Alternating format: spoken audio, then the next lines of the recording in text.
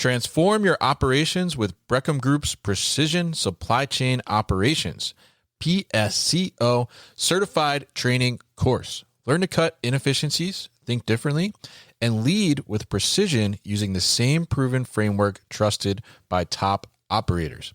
16 modules, 7 hours, 1 certification. Maximum impact with minimal investment. Visit breckhamgroup.com to learn more.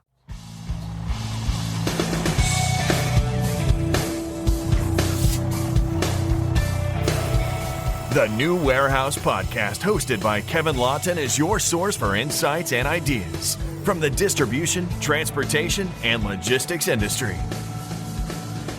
A new episode every Monday morning brings you the latest from industry experts and thought leaders. And now, here's Kevin.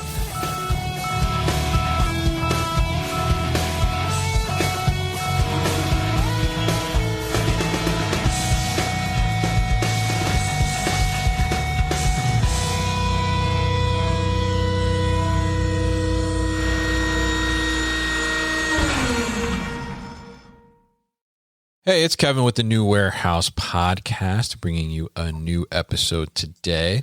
And on today's episode, I am going to be joined by Tim Regnier, and he is the CEO and founder at Smart Access. And Smart Access, we're going to learn all about that today, but they are applying technology to those good old SOPs, which I love a good SOP myself. So I'm very excited to learn more about this and how they're helping operations to improve as well. So we're going to dive into all of that. So Tim, welcome to the show. How are you?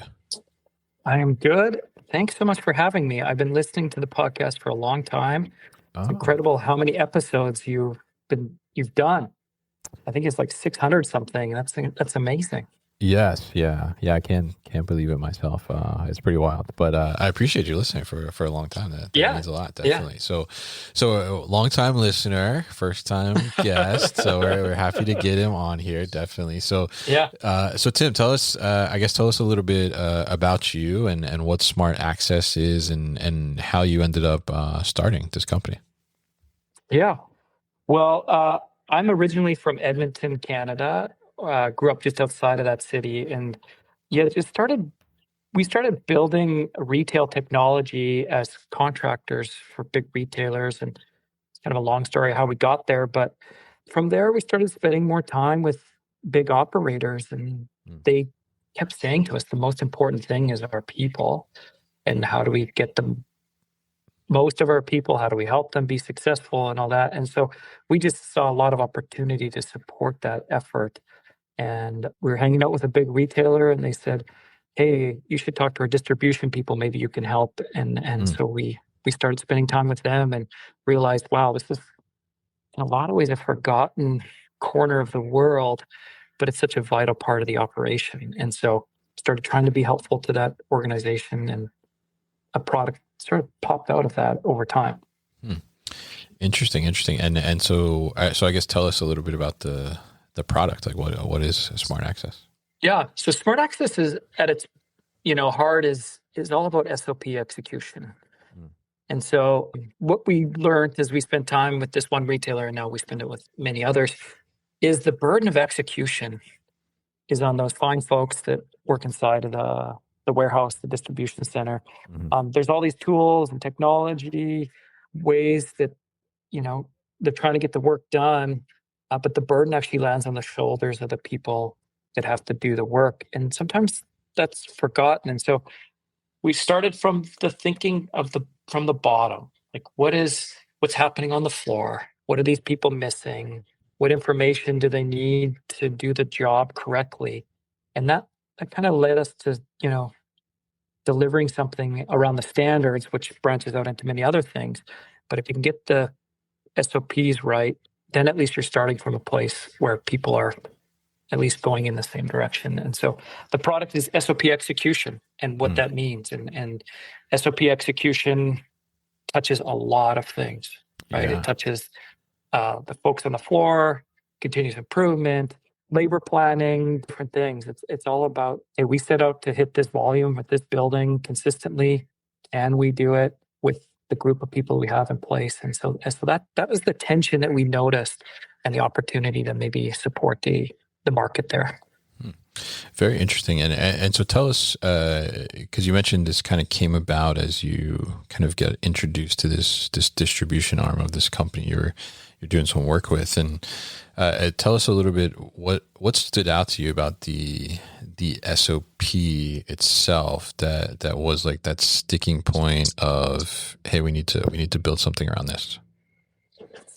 Yeah, I think the thing about standards is that they get written, they're put in a binder or a SharePoint, and then they become dead documents the moment you press save or publish or whatever the documents. And so what you notice on the floor and kind of the regional insight is that the people on the floor see the world very different than the leadership, right? Like, because they actually have to execute. And so the thing that always bothered me is if you talk to someone working on a floor, is they'd be like, well, if management understood X, Y, and Z, we would do it this way. And then management would say, if the floor understood X, Y, and Z, they would do it. And I'm like, well, what's the disconnect? And it really was that they're not actually talking about the same thing, or they don't understand why we do certain things. And that goes both directions, both from the floor up into management or management down to the floor. And that was sort of the major aha. We're like, oh, like this is not communication, but like these people are there just executing what they think is the right thing. But the distance over time and the drift, that gap starts to grow if not checked and understood by both sides of the floor. And so that's kind of like what got us going on it, and thinking about SOPs is a starting point. Yeah, definitely, because I think, and I've certainly seen that myself, right? Where it's, leadership, high above is like, this needs to be the policy, and, these are what you need to do to do that. And then it gets to the floor, and the floor is like, well, what? Like, we don't do that. Or like, we can't do that because we have to do this, or this, contradicts with, what we learned like 3 months ago, right? Or something like that, right? So like you said, I mean, there's that disconnect, right? So how do you bring that all together? So I'm curious your thoughts there on, because you mentioned, obviously, like, you developed this SOP, right? You pass it around, and people are like, yeah, this looks good. This looks good. Yes. Yeah. And then you're like, okay, like, we did it. We made the SOP. And like you said, it goes in the binder, goes in the SharePoint or something. And then like, there's some kind of audit or something down the line, and that's like kind of when it comes out again, right? And you know, and shouldn't be that way, but unfortunately, like that's kind of commonplace for I think a lot of operations and organizations. So what's your view on how do you start to make this into like a more actionable process, a proper SOP program versus, like you said, just creating a dead document? Yeah. So the opposite of something dead is alive. So how do we make an SOP alive? That's true. Yeah. Right? So because operation it's a living organism or an ecosystem. Sure. And so things are changing all the time. Things are adjusting. And so we thought, well, first of all, we need to get the SOPs in a single place. And then how can we get them to be close to the action? And the action is on the floor. And so what we did is we brought in SOPs into a single place, and we use AI to bring it in. So like our customers, they can just give us whatever they have. Because when we meet customers, we go, tell us what your SOPs, and they like look around. They don't want to talk about it. Like it's like this embarrassing thing. Oh, ours are fine, or we don't want, like there's a real feeling of they're not up to standard. And I'm like, well, of course they're not, because they're like novels that no one, like you just can't update them quickly. So what we do is we bring them in and we allow people to connect and comment, kind of like a Google Sheet or something, or a Google document. Okay. So like I can, through my organization, I can say, hey, this looks like the right way to do this. What about this way? And you allow people to work that way. But then an SOP is nothing without action. And so the rest of our platform really is driving the programs that make sure that we know what good looks like on the floor and is good being done. And is it being done at scale? Scale is the hardest part of everything. Like, there's islands of excellence in all these organizations, and you can see it. You have a great manager driving great execution, but to scale that across all buildings, all shifts, everybody, that's the tricky part. And so we leverage things like observations and skill building and certifications to drive the actions on the floor, bring out the behavior and the feedback loops that come from those sorts of things that are happening on the floor. They feed back into the SOP. So our system allows you to have someone out, let's say, do an observation. They say, well, we don't do this here. Or they can comment, they can make suggestions and say, in our building, we do it this way. In our building, we do it that way. Or this doesn't make sense. Or a real example is this SOP is asking us to wear Kevlar gloves when we're opening boxes. Yeah. I don't have Kevlar gloves. Like, where are the Kevlar gloves? Yeah. Right. So what happens is there's real things happening on the floor. And if that doesn't get fed back, that's where they just become dead documents. They're not up to date. So our system allows you to make those comments, and every single step, piece within an SOP, the software is designed so that you can change and know where it's affecting an observation, skill building, or certifications. It can know, and it goes vice versa. Like, if you want to change an observation, it's going to tell you, hey, that's different than what it says in the SOP. So it's right in the mix of everything. And that SOP is always being updated and changed. And it's sort of automatic in some ways as the front line is changing and executing. So that's the key thing we think with SOPs to make them alive, is they have to be connected to the action that's happening on the floor. And centrally located, everyone can look at them that needs to and contribute and whatnot. So that's how we built this SOP software part. Interesting. Yeah. And I mean, I love that example where it's, oh, we're supposed to be using Kevlar gloves, and we haven't had Kevlar gloves in 6 months. Right. Like, Yeah. So, so when you get that feedback, right? Because that's, because I've run into that before too, when I was like training people on the SOPs we had, and they were old, and then you read through them as you're training them, like you're even like, oh wait, we don't do that anymore. So like just disregard that part, right? But then it's a whole other process to update it, and then get like a sign off approval, and then like you got to retrain and all these things. So it's like, it's like an extensive process to do that manually. So I'm curious, how does that work through the Smart Access platform? I mean, how does you get that feedback, right? And then does that automatically update the SOP, or how does that work from that perspective? So we try to give the full life cycle of that change. So if your SOP changes, here's a great example. We had a customer that came in and said, we don't have aisle lines. And so traffic is all over the place. We need to change that. So what they did is they said, okay, first of all, that feedback came from the floor. You should have aisle lines. Here's why. And it was the continuous engineer person in the building. So that comes in and they decide, you're right, we should make this change.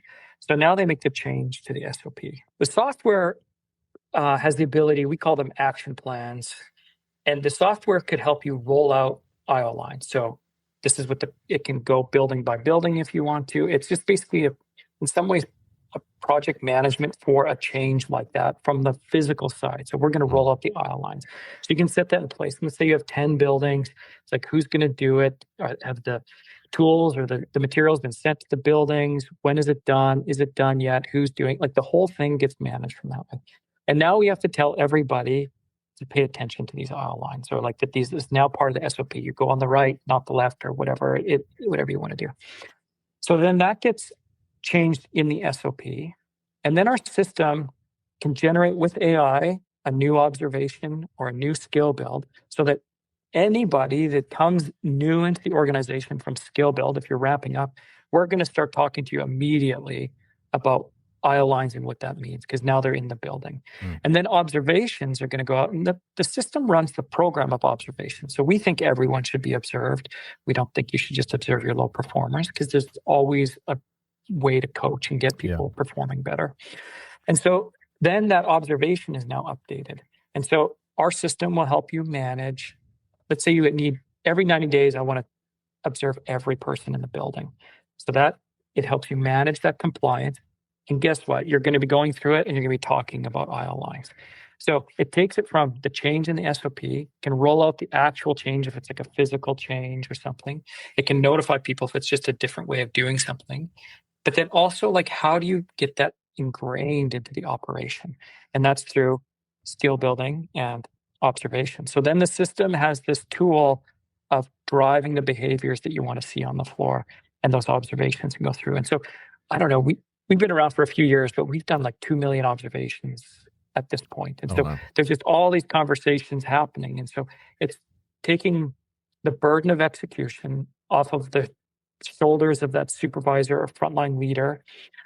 As they walk out, they don't need to necessarily know about the change directly, but it's going to prompt them in the software and say, hey, we're now aisle lines. Maybe here's a picture, here's a short video if you want it, to say this is how we run our operation with these new aisle lines. So it's kind of full cycle management. So it's one thing to change the SOP, but how do you change your workforce? And that's what Smart Access does, that end to end.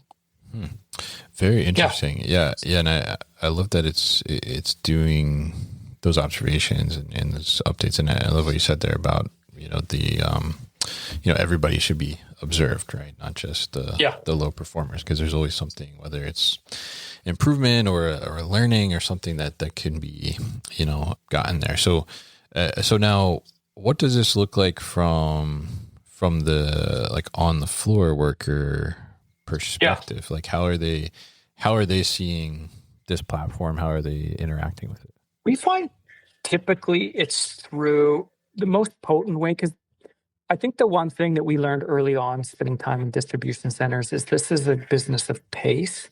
And I don't mean it in an engineered standard necessarily, but if you don't respect the pace of the floor, you're going to get yourself in trouble. Meaning they have a very specific job to do and function to perform. And in a lot of ways, you don't want to get in their way. Like if you're just unloading trucks, taking it off a truck with a forklift and putting it in the lane, you kind of need to leave them alone. And they just need to, it's almost like learning a golf swing or learning, like it's a procedure that's repeated and is done in a sustainable way. And so for us, our software really leverages that supervisor or leader. Now, if you're a frontline worker, you can access Smart Access and there's information there, but I don't really think that's somewhat valuable. But the most valuable part is that supervisor or leader is engaging with you about your work at a very specific job function level. And so that's how the frontline people will experience it. Most organizations, what they'd like to see is that they're in direct work, right? And so if you're coaching, supporting to the standards, I think your optimum place to be is, moving boxes or moving volume and whatnot through the building. And so it's leveraged through the supervisors and leaders typically, and ops managers too, to a degree, of course. Gotcha. So, I see. So that feedback from the floor is going to come during like those observations, right? And the platform is going to, and so is the platform like prompting those observations to happen for the warehouse leaders? We'll be back after a quick break. If your warehouse runs on sticky notes, crossed fingers, and one person who just knows where stuff is, it's time for Endpoint. They connect your shop, stock, and shipments so you can stop playing hide and seek with inventory, and Gary can take some time off. Get real-time visibility and your sanity back at endpointas.com. And if you upgrade your warehouse before December 31st, you can take advantage of no payments for 90 days and 0% financing for up to 36 months. You may also be eligible to deduct up to 100% of your qualifying investment under Section 179. Consult your tax advisor to confirm eligibility. Terms and conditions apply. Learn more at endpointas.com. That's endpointas.com. That's right. Yeah. So it depends on the organization, but some might say, hey, you need to do 5 a week. Sure. Some might say, I need you to hit everyone in 90 days. It kind of depends on your organization and how you want to do it. But every observation is job function specific, work area specific. So if you're in non-con inbound, like you're putting stuff, you're going to have the observation specific one, to you, to the job function you're in. All of your history is going to be there. So if a supervisor or leader walks out on the floor, they're going to know everything about that person.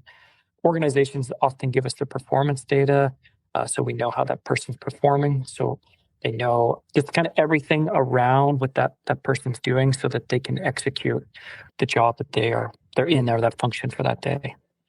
And so coaching to that and giving them the tools to just get the job done. And we've seen this many times. You go out on the floor and some guy's like hitting 140 of performance standard. And you're like, well, yeah, you never let the equipment stop before you get off. You're not level picking.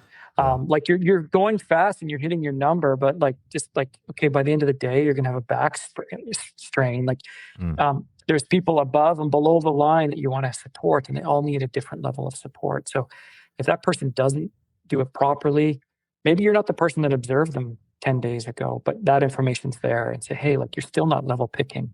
Can we help you figure out how to still hit your number and not put yourself at risk of hurting yourself too? So that there's just like that help along the way.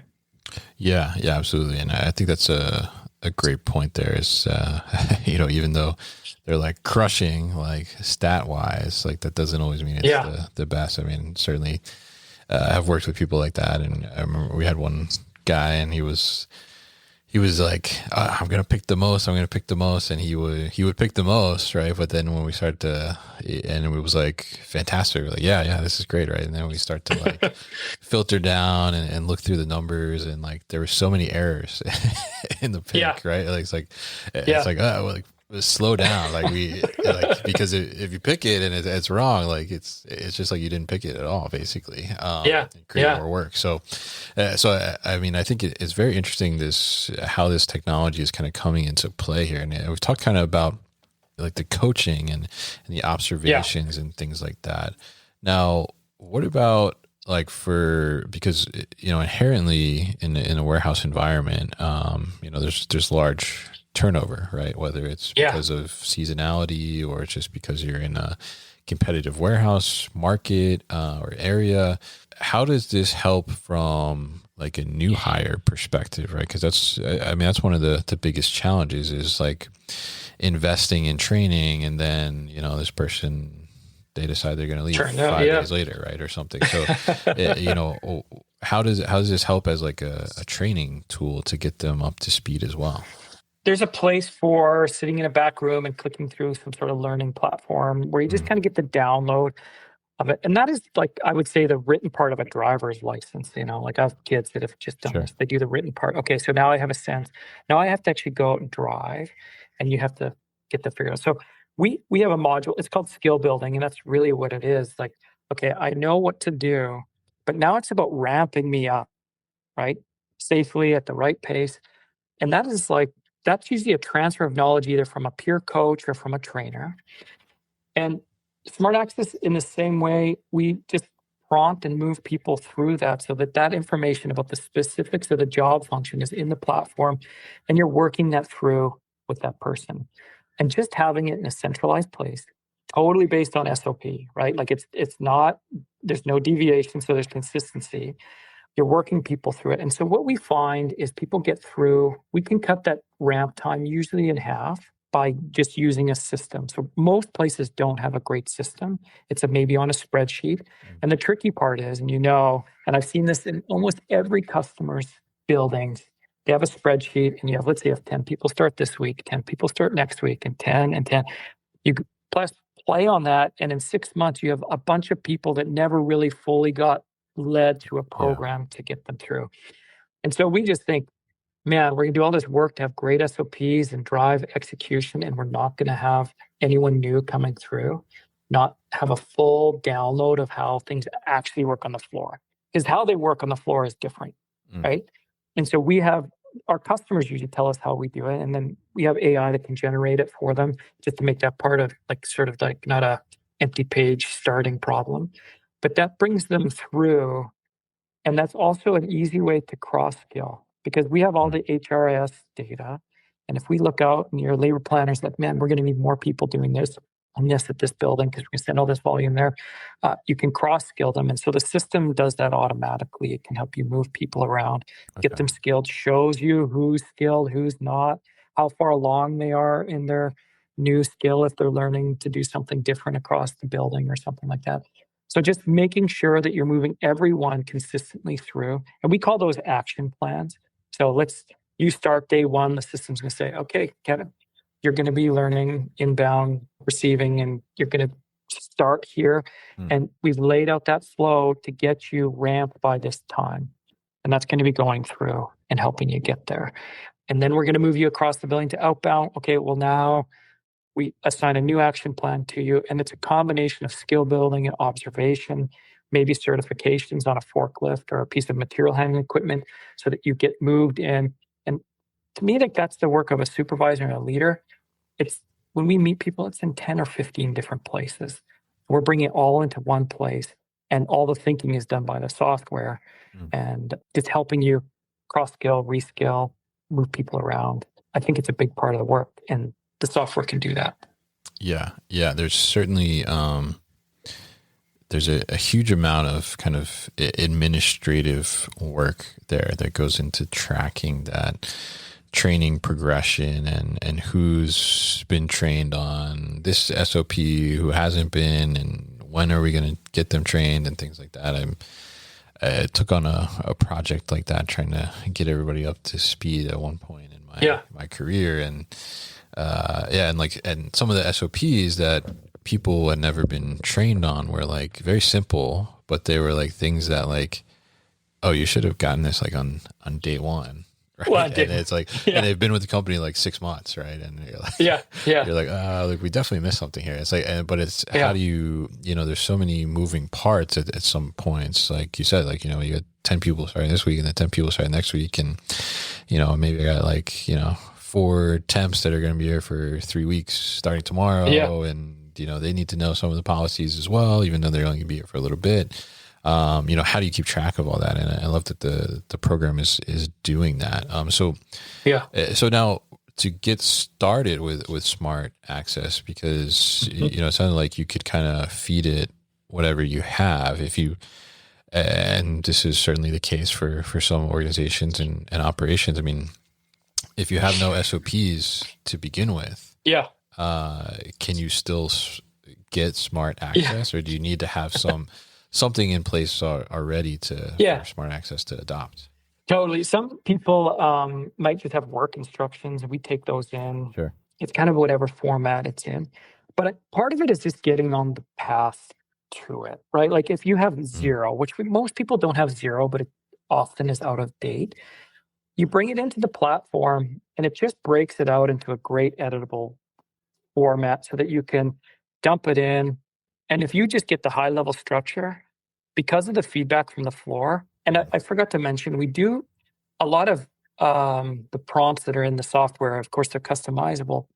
We're asking the associate, what could we do better? How is this? Like, you ask the questions from these folks, and that's just all those notes come back in at a high volume, and you're able to look at that, pictures and everything. So you're just getting a ton of feedback from the floor, and you bring that into your SOP, and it starts to just grow into something really great. And it's driven by operational insights. A lot of people that say we're getting a new WMS, or we're introducing labor management. Most of our customers that have been in that situation either had the foresight or wish they would have had Smart Access before they did the implementation, because now you have a tool to drive the right action.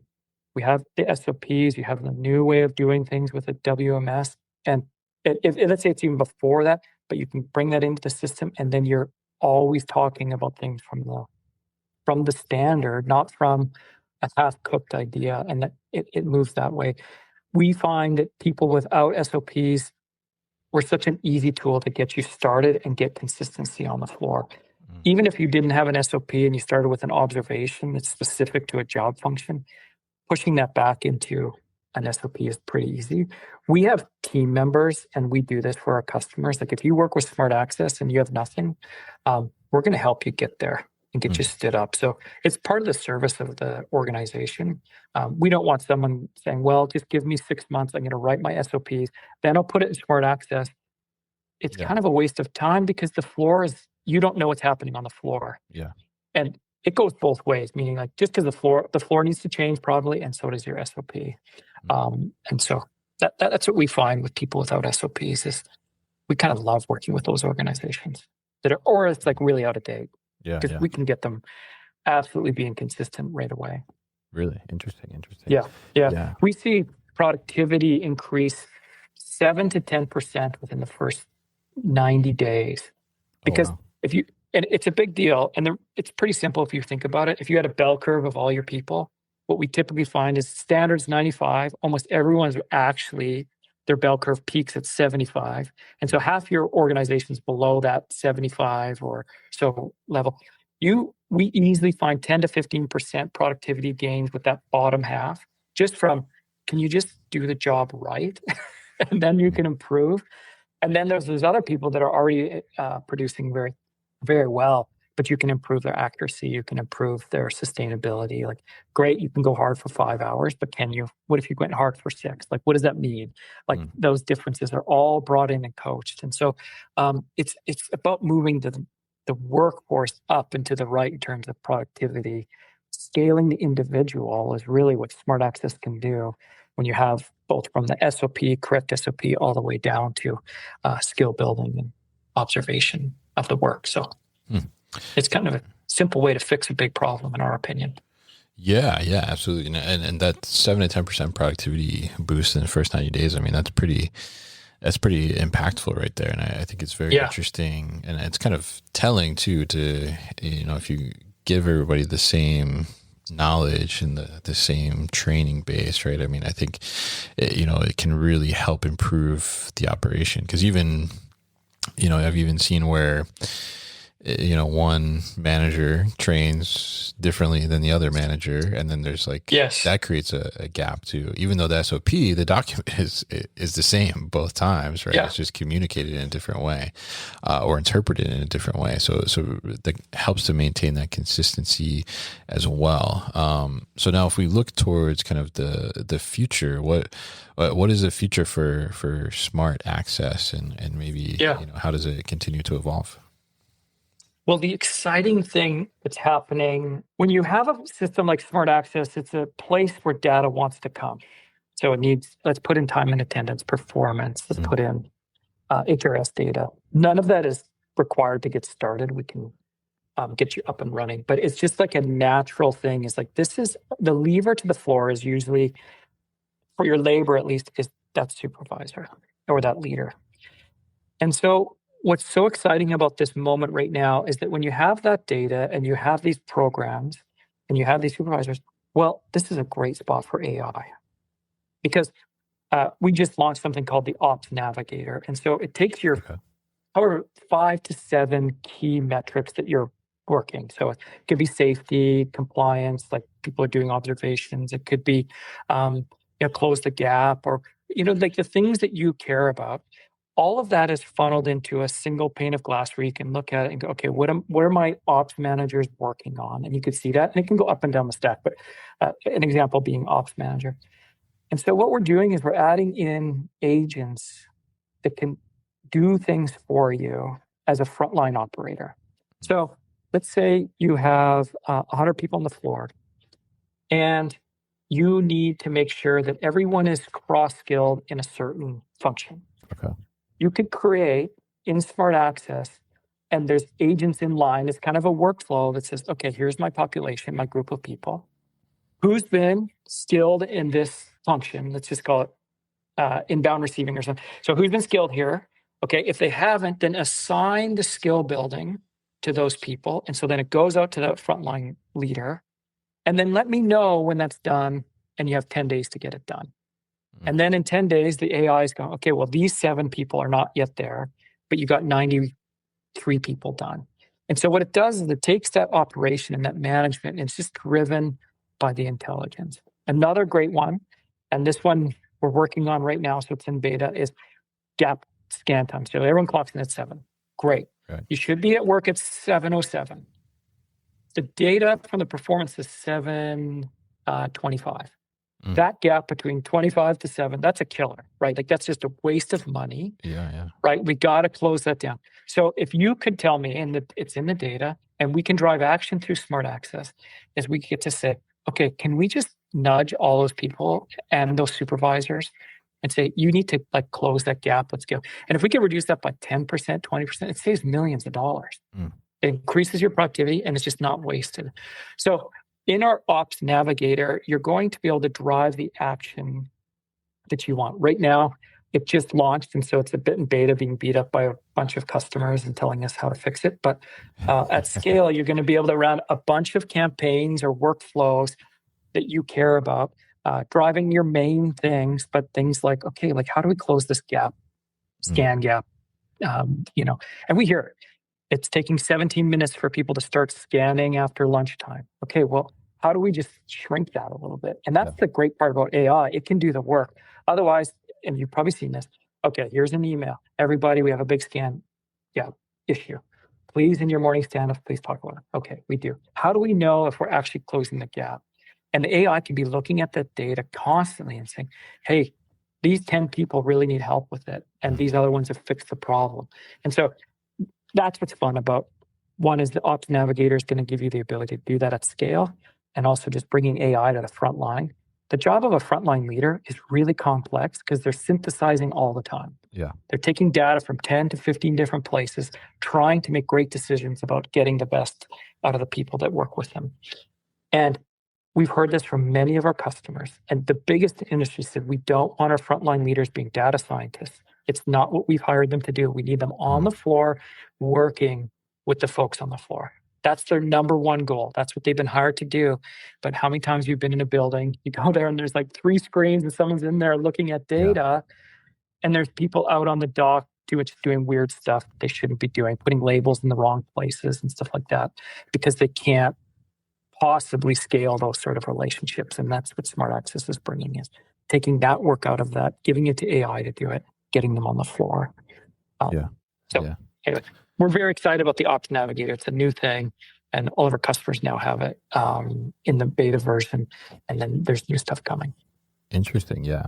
And I think that's such a really, it's really exciting because, I think it is hard to see that as an ops manager, right? I mean, you can, if you're in the area, like, oh yeah, you can see that somebody is, still at the locker area and it's, 20 minutes after shift started, right? Or something like that. But you're not always there, right? And you don't always have that visibility, and, depending on how many people you're managing, like it's hard to keep track of all that. So having that assist in being able to dial down and pinpoint that and close those gaps that you talked about is a huge win. And I can only imagine the other opportunities there are for other things like that to track too, and be able to be a better manager and figure out how to close those different gaps and create better efficiencies too.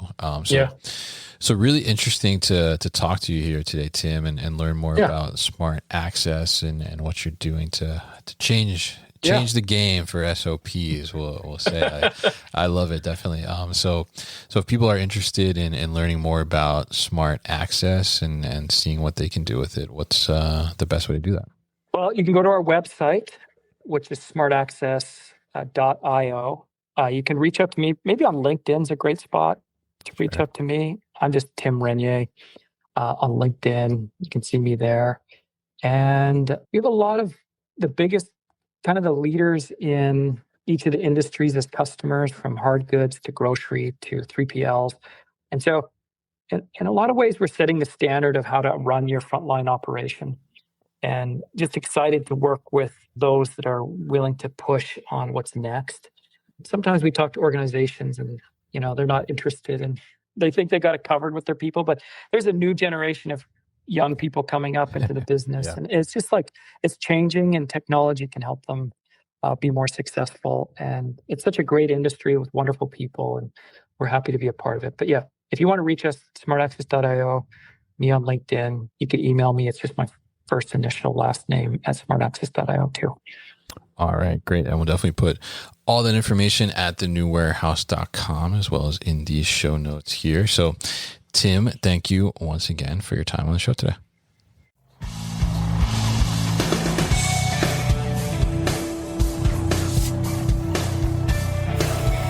You've been listening to the New Warehouse Podcast with Kevin Lawton. Subscribe and check us out online at thenewwarehouse.com.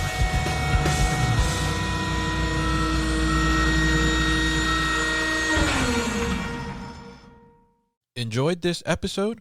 Make sure you are subscribed to the podcast, and for more content from the New Warehouse, find us on LinkedIn and YouTube.